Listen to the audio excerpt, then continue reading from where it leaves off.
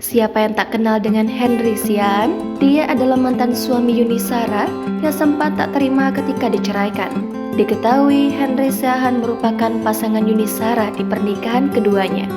Sebelumnya, Yuni Shara pernah menikah dengan Raymond pada tahun 1993. Namun, pernikahan itu hanya bertahan selama 4 bulan.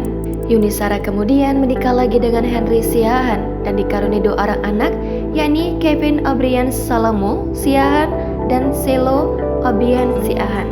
Namun pernikahan Yuni Shara tak bisa dipertahankan meski telah memiliki anak. Keduanya memutuskan bercerai pada 2008 setelah melalui persidangan yang cukup alot. Hal itu lantaran Henry Siahaan tidak terima dituduh bercerai karena masalah ekonomi. Bahkan saat itu Henry Siahaan sempat emosi. Hal itu dikarenakan dalam persidangan cerainya dengan Yuni Shara banyak yang tak sesuai fakta. Namun ia tetap legowo lantaran keinginan Yuni Shara yang kekeh ingin berpisah.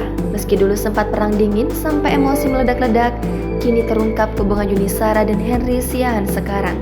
Hal ini terungkap melalui akun Instagram pribadi @henry.siahaan. Dalam unggahannya, Henry Siahaan membagikan potret terbarunya bersama sang mantan istri, Yuni Shara dan kedua putranya. Tampaknya, Henry Siahaan baru saja bertemu dan berkumpul bersama dengan kedua putranya.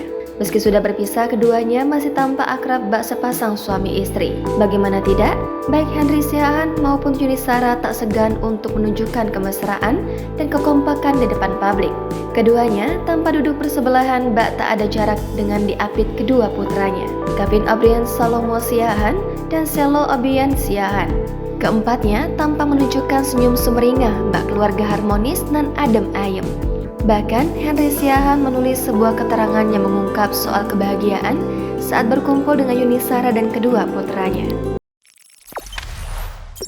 Jangan lupa subscribe, share, komen, dan like ya!